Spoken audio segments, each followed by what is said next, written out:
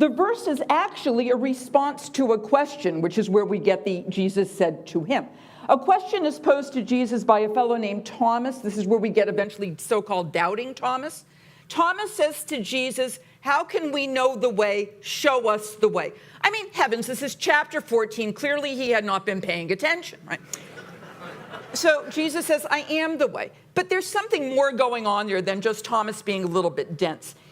In the early world of Christianity, the Apostle Thomas was associated with a type of system where it was knowledge. The Greek term here would be gnosis. It was knowledge that was important rather than faith.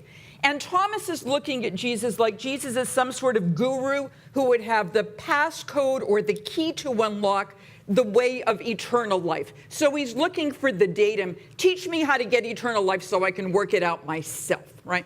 And we can see ideas of this in, say, a text called the Gospel of Thomas, which is just a bunch of the greatest hits of Jesus. Jesus said this, Jesus said that.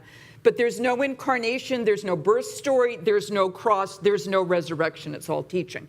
And what the Gospel of John wants to make clear is you can't do it by teaching alone. There has to be a transformation of the individual. There has to be a faith in Jesus, and there has to be the cross. Hence, Jesus says to Thomas, I am, pay attention, I am. And when Jesus says, I am, he's evoking the book of Exodus where Moses meets a burning bush. It turns out to be God because it can happen.